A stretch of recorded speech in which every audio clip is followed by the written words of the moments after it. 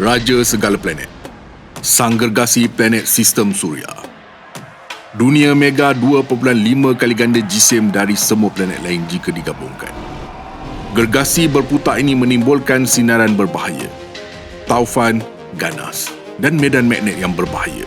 Sebuah kapal angkasa masuk ke dalam pusarannya sambil meneroka rahsia tersembunyi planet Mushtari. Juno merupakan sebahagian daripada usaha yang lebih besar untuk melihat sang gergasi iaitu Mushtari bagi melihat zaman silam lebih 4 bilion tahun yang lalu, apabila planet-planet dilahirkan dan dilenyapkan, terlempar ke angkasa dan matahari. Astrolab membawa anda rahsia misteri Mushtari. Assalamualaikum dan salam angkasa dari Astrolab. Sekilas fakta.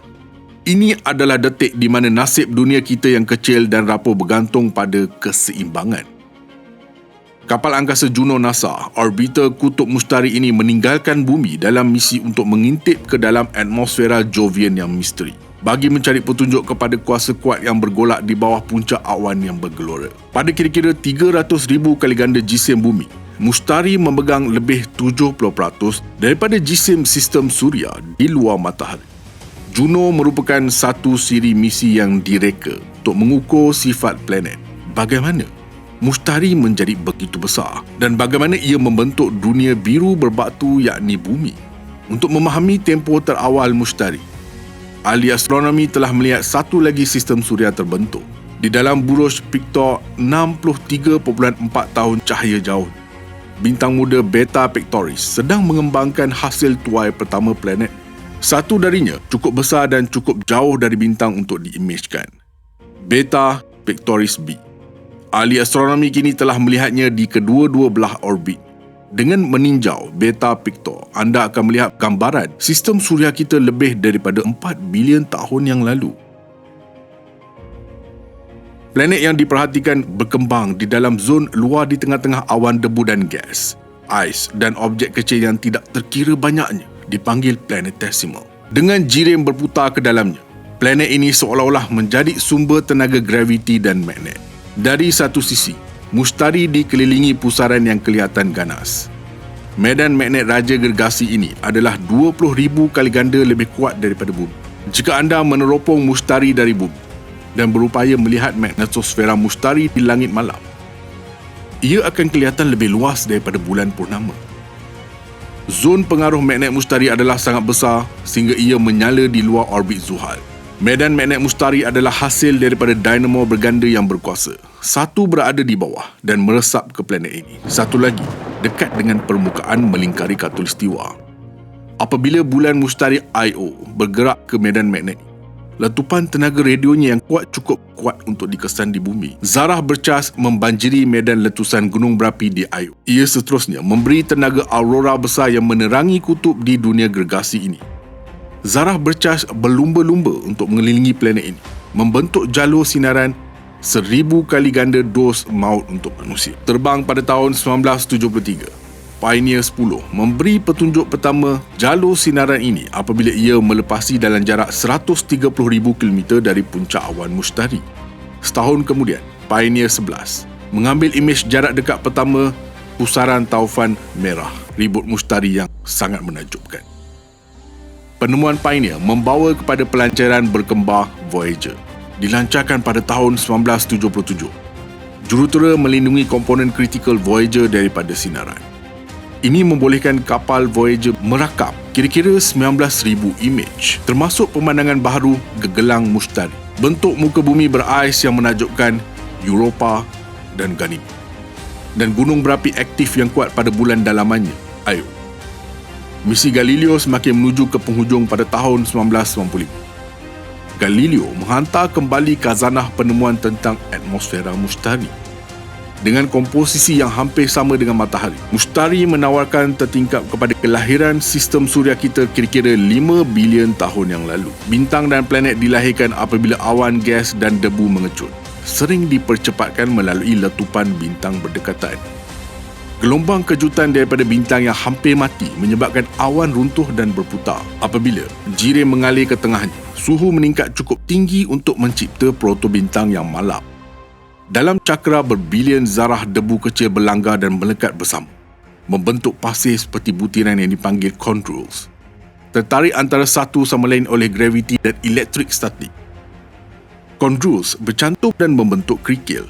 Batu kerikil menjadi batu dan akhirnya planetesimal. Objek dengan skala kilometer ini boleh berlanggar melekat bersama atau terbelah antara satu sama lain. Sementara itu, jirim terus mengalir ke bintang tengah. Apabila bintang cerah, angin radiasi mula bertiup, menolak debu dan gas yang tinggal. Pada jarak tertentu, garisan ais, suhu dalam nebula cukup rendah untuk air, metana, amonia dan sebatian karbon untuk membentuk kristal pepejal. Di sini, objek yang diperbuat daripada batu dan ais berkumpul dengan cepat untuk membentuk protoplanet. Dengan proses ini, objek yang terbesar berkembang paling cepat. Untuk menahan sinaran mustari, lita elektronik Juno dibina di dalam peti besi titanium. Komponennya dibina daripada bahan-bahan tahan sinaran radiasi. Setiap bahagian Juno dibalut dengan kerajang plumbum. Dilancarkan pada 5 Ogos 2011. Juno dahulunya dikenali sebagai Jupiter Near Explorer. Ia merupakan pelancaran kedua program Frontiers baharu NASA. Siri misi bersaiz sederhana ini direka untuk mengembangkan pengetahuan kita tentang jasad planet dan menyampaikan pandangan baharu tentang asal-usul sistem suria. Misi pertama dipanggil New Horizons, mengembara 9.5 tahun ke sistem suria luar. Ia memetakan permukaan Pluto dan bulannya Charon, mengumpul maklumat tentang geologi dan menemui petunjuk kepada sejarah mereka yang kompleks dan ganas. Misi ketiga dipanggil Osiris-Rex, telah dihantar pada 2016 ke asteroid 101955 Bennu.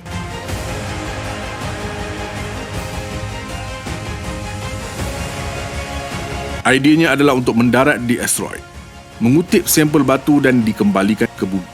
Sampel ini akan membantu menangani soalan asas bukan sahaja tentang kelahiran sistem suria, tetapi asal-usul molekul organik dalam usaha membantu mencetuskan evolusi kehidupan di bumi. Untuk mencapai misi sains baharu yang penting, misi ini masing-masing telah menghadapi cabaran teknikal yang menakutkan. Bagi Juno, cabarannya adalah untuk lintas terbang dekat dengan mustari tanpa dipanggang oleh jalur sinaran yang berkuasa. Untuk melakukan misi ini, kapal angkasa dihantar ke satu siri orbit yang sangat elips untuk menjejaki kutub mustari. Kemudian untuk menyelam di bawah jalur sinaran dan melepasi dalam jarak 4,100 km dari puncak awan mustari. Daripada setiap orbit 53 hari mustari, ia menghabiskan hanya 2 jam dalam zon bahaya maksimum. Kapal angkasa berputar 3 kali seminit, membolehkan instrumennya merakam kira-kira 400 keping data dari satu kutub ke kutub yang lain. Selain memotret ciri permukaannya yang kompleks, Juno melakukan imbasan CAD Jupiter. Apabila saintis melihat planet ini, mereka melihat struktur seperti yang terdapat di atmosfera bumi. Siklon, anti-siklon, aliran jet, ribut yang bergerak ke arah atas. Namun, mustari dan sistem cuacanya sangat berbeza. Untuk satu perkara, planet ini jauh lebih besar. Ia juga berputar lebih cepat dan terletak lebih jauh daripada sinaran pemanasan matahari. Struktur rumit yang merentasi puncak awan adalah tertingkap kepada keadaan jauh di dalam. Data Juno menunjukkan bahawa aliran permukaan mustari memanjang ke bawah sedalam 3,000 km. Di bawah medan magnet itu, ia memperlahan ke bawah dan menarik planet ke dalam putaran yang seragam. Lebih mendalam lagi, saintis mengesyaki zon dalam adalah sfera hidrogen logam yang mengelilingi teras pepejal batu dan ais. Sepanjang kebanyakan abad ke-20, saintis berteori tentang planet gergasi seperti mustari yang terbentuk dalam orbit panjang jauh dari bintang mereka. Walaupun planet-planet ini berkembang dengan mengumpul banyak bekalan planetesimal berais, planet-planet di dalam garis ais kekal kecil kerana kekurangan bahan semasa tempoh pembentukannya. Pemahaman umum ini tercetus menerusi penemuan eksoplanet baru-baru. Misi angkasa lepas Kepler bersama-sama dengan sistem pemburuan planet berasaskan darat telah mengenal pasti lebih daripada 2,000 bintang dengan dunia yang mengorbit. Setakat ini, hanya sedikit yang menyerupai sistem suria kita. Orbit dalam kebanyakan sistem bintang dihiasi dengan apa yang dipanggil sebagai mustari panas. Gergasi gas besar seperti mustari atau lebih besar yang mengelilingi bintang induknya pada jarak yang dekat. Ada yang dilucutkan gas oleh angin suria yang kuat. Kemudian terdapat kelas superbumi berbatu, kira-kira 2 kali ganda GCM planet asal kita. Ia menduduki orbit paling dalam bagi kebanyakan sistem suria lain. Ternyata planet yang paling biasa di kawasan dalam ini tidak bergoyang sama sekali. Ia adalah kelas kerdil gas yang lebih kecil daripada Neptune kita yang mempunyai berat sehingga kira-kira 10 kali ganda jisim bumi. Planet bersaiz bumi yang lebih kecil sebenarnya jarang-jarang terbentuk. Bagaimanakah sistem suria kita berkembang dalam arah yang berbeza? Jawapannya mungkin terletak pada tempoh silam mustari yang sedang hangat bergelora.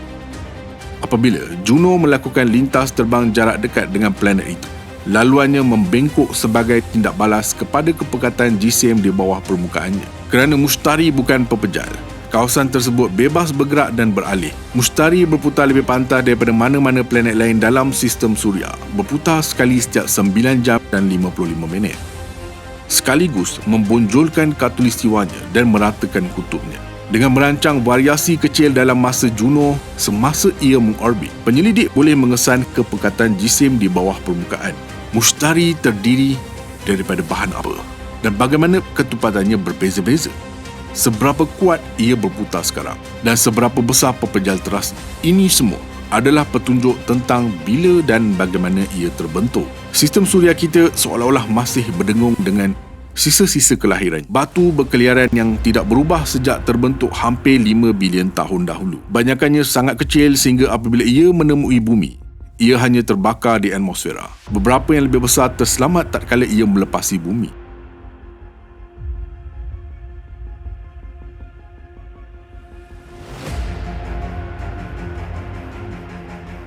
Para saintis menetapkan tarikh serpihan planet ini dengan mengukur variasi molekul yang dipanggil isotop bagi dua logam tertentu, tungsten dan molybden. Meteorit ini nampaknya berasal dari dua populasi berasingan yang terbentuk dalam sistem suria dalam dan luar. Sesuatu pasti telah memacu baji antara kedua-dua kawasan ini, menghalang mereka daripada bercampur. Jika pembahagi besar ini ialah mustari muda, ia haruslah membesar dengan sangat pantas, mencapai kira-kira 20 kali ganda jisim bumi dalam sejuta tahun pertama pembentukan matahari. Jiran gergasi gasnya Zuhal, Uranus dan Neptune akan terbentuk selepasnya. Dengan membahagikan sistem suria dengan cara ini, mustari akan memotong aliran bahan ke dalam sistem suria dalaman, menghalang pembentukan planet berbatu besar atau superbumi. Kemudian datang salah satu peristiwa yang paling memberi impak dalam sejarah sistem suria kita. Satu set sistem suria yang digerakkan menerusi kebangkitan sensasi mustari. Penemuan planet gas besar dalam kawasan dalaman sistem suria lain telah menimbulkan persoalan baru. Jika planet-planet gergasi ini terbentuk di luar garisan ais, kemudian berhijrah ke dalam, bolehkah mustari mengikuti laluan yang sama? Bagi menguji idea ini, saintis menggunakan superkomputer untuk menghasilkan semula evolusi awal sistem suria kita. Mereka memasukkan satu set syarat awal pembentukan sistem suria ke dalam program yang direka bentuk untuk mensimulasikan interaksi gas dan debuan, graviti dan tenaga. Simulasi membawa kita ke satu sudut sejuk dan berdebu galaksi 5 bilion tahun yang lalu. Gelombang kejutan daripada letupan supernova menerjah awan menyebabkan ia runtuh ke kawasan tengah yang tumpat. Berhampiran pusatnya terdapat ribut taufan debu, gas dan air yang besar dan berputar. Di matanya, jirim mengalir ke dalam bintang yang baru lahir di sepanjang cakra nipis. Kilatan cahaya dalam cakra mewakili pelanggaran antara objek yang lebih besar. Cincin sepusat menunjukkan orbitnya. Orbit besar di pinggir ialah mustari, planet bersaiz penuh pertama yang terbentuk. Dari kedudukannya yang jauh dari matahari, ia telah mencedok sejumlah besar ais dan gas hidrogen. Dalam tempoh sejuta tahun kelahirannya, mustari bertindak balas terhadap graviti matahari dan jisim sistem suria dalaman. Model itu menunjukkan lingkaran dalam mustari yang dikenali sebagai Grand Tag. Apabila orbit planet gergasi mengecut, ia menjadikan sistem suria dalaman menjadi huru-hara. Mustari melemparkan kebanyakan objek besar ke dalam orbit bergelung di sekitar sistem suria luar atau mengalir ke matahari. Akhirnya, mustari merasakan tarikan planet Zuhal yang semakin meningkat dan berundur ke sistem suria luar. Mustari beransur-ansur kembali ke kedudukannya sekarang. Peristiwa ini meninggalkan kira-kira 20 atau 30 embrio planet kecil untuk meronda sistem suria dalaman. Di sini, simulasi dipercepatkan untuk meliputi 50 juta tahun akan datang. Apabila embrio ini menarik satu sama lain, orbit mereka tidak stabil. Apabila debu akhirnya mendap, mungkin 100 juta tahun kemudian, Bilangan planet berkurang kepada 5 termasuk bumi dan dunia bersaiz Marikh. Segala-galanya berubah apabila bumi dan Tia bertemu. Model komputer memberi kita pandangan 24 jam pertama. Tia memotong kira-kira 1/3 daripada bumi. Sisa-sisanya yang hancur di dalam tanah bersimpul dalam gelombang kejutan batu wap yang sangat panas. Sayap cair terbentuk di sekeliling planet, menyebabkan bumi terkena hujan kesan sekunda. Dalam masa 1 abad sahaja, cincin yang mengorbit ini akan menyejuk dan bergabung menjadi satu jasad yang mengorbit. Bulan.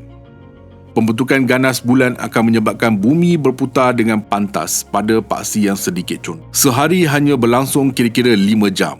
Lama kelamaan, bulan menjadi stabil. Planet-planet condong menahannya dengan stabil. Apabila ia bergerak ke jarak semasa dari bumi, ia secara beransur-ansur memperlahankan putaran planet kita. Jika teori Grand Tech menerangkan evolusi sistem suria dalaman, maka ia mungkin menjelaskan pelbagai butiran yang telah lama merunsingkan saintis. Sebagai contoh, kenapa Marikh sangat kecil? Ideanya ialah mustari menyapu sebahagian besar debu yang terkumpul di dalam garisan ais, menyebabkan Marikh terasing. Apakah yang menerangkan perbezaan antara pelbagai kelas asteroid? Asteroid Bennu dengan diameter kira-kira 500 meter kelihatan seperti fosil dari masa mustari berlayar ke arah matahari. Objek gelap ini terdiri daripada bahan tanah liat yang kaya dengan karbon, dilahirkan dalam letupan bintang yang mati. Bennu sendiri adalah hasil pelanggaran. Dalam 4 bilion tahun perjalanan, asteroid itu mungkin telah diregangkan, dipisahkan dan diperbaharui. Untuk mengesan asal-usul asteroid, saintis telah melancarkan misi OSIRIS-REx dengan matlamat untuk mengembalikan sampel kemakmal kembali ke bumi. Mereka merancang untuk menghantar misi lain, dipanggil Lucy, kepada kumpulan asteroid yang menjejaki mustari. Apa yang difikirkan saintis ialah mustari mula menarik mereka bersama-sama dalam 1,000,000 tahun pertama sejarahnya. Kemudian terdapat jalur asteroid utama, gelung batu yang luas di antara Marikh dan mustari. Para saintis percaya bahawa semasa mustari bergerak ke arah matahari semasa tarikan besar, ia menyebarkan gelang asli batu dan debu. Apabila mustari berundur keluar, ia menarik koleksi batu yang baru masuk semula. Dengan mengkaji komposisi asteroid ini, termasuk planet kerdil Ceres, para saintis berharap untuk mengesahkan asal-usul mereka. Akhirnya, planet gergasi itu membawa artifaknya sendiri dari sistem suria awal. Kebanyakan daripada 79 bulannya adalah asteroid atau komet yang ditangkap selama bertahun-tahun apabila ia terbang terlalu dekat dengan planet gergasi itu. 4 satelit terbesar adalah berbeza. Jika Io, Europa, Ganymede atau Callisto mengorbit matahari, maka kita akan memanggilnya planet kerdil. Para saintis percaya bulan-bulan ini terbentuk secara perlahan daripada cakra ais dan serpihan yang mengelilingi mustari. Pada lewat pembentukannya, keempat-empatnya terkunci secara pasang surut. Seperti bulan kita sendiri, masing-masing mengekalkan wajah yang sama ke arah mustari. Io, bulan gunung berapi mengorbit paling hampir dengan mustari, diangkat dan diregangkan oleh interaksi graviti dengan mustari dan dicelarukan menerusi resonans pasang surut dengan 3 bulan besar yang lain. Io sentiasa dipusingkan ke dalam dengan ratusan gunung berapi, beberapa daripadanya meletupkan lava ke ketinggian sehingga 400 km. Io ialah jasad yang paling aktif secara geologi dalam sistem suria. Seterusnya ialah Europa dengan permukaannya yang muda, cerah dan berkilat dilitupi ais. Ganymede dengan diameter 5,268 km adalah bulan terbesar dalam sistem suria, lebih besar daripada planet utara. Kemudian terdapat Callisto, 2,000 km dari mustari. Penderia kapal angkasa telah menunjukkan bahawa 3 bulan berais Europa, Callisto dan Ganymede menyimpan jumlah air yang berbeza di bawah permukaannya. Pada tempoh terawal mustari, debu ais dan gas mengalir ke planet ini di sepanjang cakra. Model Grand Tech meramalkan bahawa cakra mustari akan mengecut apabila planet itu bergerak ke arah matahari. 2 bulan ais yang lebih besar mula terbentuk sebelum itu. Europa terbentuk kemudian dan mempunyai kurang air di sekelilingnya untuk menarik. Io pula hampir tiada. Bulan-bulan utama mustari tidak semua menyimpan khazanah ais. Dalam perjalanan masuk, mustari akan membawa gelombang ais di belakang, membawa air yang mungkin satu hari nanti akan memenuhi lautan bumi. Setelah menetap kembali di sistem suria luar, mustari bersama-sama Zuhal mula melontarkan lebih banyak bahan berais ke sistem suria dalaman. Serpihan batu dan ais menghujani Marikh, bumi, Zuhrah, Utarik dan bulan. Landscape lunar hari ini menjadi saksi kepada tempoh ini. serangan bertalu-talu late heavy bombard 300 juta tahun. Berdasarkan data dari bulan, saintis menganggarkan bahawa planet kita akan dilanggar oleh sekurang-kurangnya 4 objek sepanjang 5,000 km. Masing-masing mampu mengubah seluruh permukaan bumi kepada lava cair. Pelanggaran ini mungkin telah melancarkan proses yang kritikal kepada kemunculan kehidupan, dipanggil hakisan hentaman. Kesan itu meletupkan logam radioaktif panas seperti uranium dan helium dari planet ini. Ini membolehkan teras luar planet menyejuk dengan cepat dan air kekal. Para saintis percaya bahawa bumi adalah planet air pada tempoh terawalnya. Memintas sepanjang 200,000 km sejam, kapal angkasa Juno mengambil masa 2 jam untuk melepasi kutub ke kutub. Pada masa itu, ia merekodkan pelbagai rekod di dunia yang besar. Angin sehingga 650 km sejam dengan awan arang batu metana, air, hidrogen sulfida dan sebatan lain. Menjadi karya seni yang berputar, kadangkala awan putih salji amonia berterbangan di atas jalur merah putih selatan, menjadikannya seolah-olah hilang dari sudut pandangan bumi. Ia sejuk di awan pada kira-kira 125 darjah Celsius. Jauh di dalam atmosfera, hujan karbon termampat mungkin jatuh di antara lapisan dalam cincin berlian. Bintik-bintik putih menandakan puncak ombak yang besar naik dan turun di sepanjang permukaan. Ribut berpusing meletus ke atmosfera atas, didorong oleh pemanasan ratusan kilometer di bawah. Ia melepaskan petir yang jauh lebih besar dan lebih kuat daripada mana-mana yang dilihat di bumi. Ia adalah kawasan kutub yang dirakamkan buat pertama kali oleh Juno yang telah melanggar barang jangkaan. Di sini, jalur dan zon latitude tengah hilang dan atmosfera dikuasai oleh litupan taufan. Semasa laluan keempatnya ke atas planet, instrumen pengimejan inframerah Juno merakam struktur ini dalam 3 dimensi. Kutub utara menjadi tuan rumah siklon gergasi yang dikelilingi oleh 8 yang lebih kecil, setiap satu lebih 4,000 km lebar. Warna kuning terang menunjukkan kawasan yang lebih dalam dan lebih panas. Warna merah yang lebih gelap adalah puncak awan yang lebih sejuk. Ia mungkin timbul daripada interaksi aliran mendata yang lancar di latitude rendah dan pergolakan kutub. Putaran planet menyebabkan ia hanyut ke arah kutub. Sekuens ini memberi gambaran pergerakan putaran. Sebaliknya, siklon selatan dikelilingi oleh 5 siklon. Dari perspektif bumi, walaupun saiz sekecil ini sekalipun mempunyai diameter sehingga 7,000 km atau kira-kira selebar Mars, mengapa struktur ini berterusan tanpa penggabungan tidak diketahui. Salah satu ciri paling mempersonakan di Mustari ialah pusaran taufan merah. Juno telah terbang terus di atasnya pada ketinggian 9,000 km, cukup dekat untuk melihat butiran halus. Rekod sejarah menunjukkan zon tekanan tinggi yang besar ini berusia sekurang-kurangnya 350 tahun. Ahli astronomi telah mengukurnya sejak 1830, merentas permukaan sepanjang 16,500 km. Ia 10 kali lebih besar daripada taufan yang terbesar di bumi. Data Juno mencadangkan pusaran merah besar memanaskan atmosfera atas planet. Siklon besar berputar lawan jam setiap kali 6 hari bumi. Tempoh itu semakin singkat apabila ribut semakin kuat. Warnanya kadangkala pudar selama bertahun-tahun, kemudian bertambah kuat. Tiada siapa yang tahu mengapa. Ia adalah cahaya terang Mustari yang menarik Galileo Galilei pada Januari 1610. Teleskop kecil itu cukup padu untuk melihat 4 bulan besar yang mengelilingi Mustari.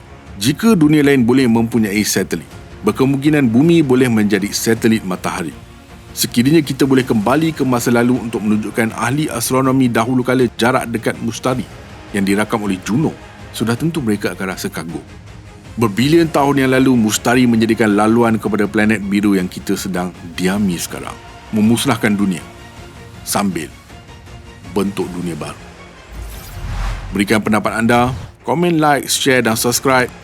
Astrolet signing off from space.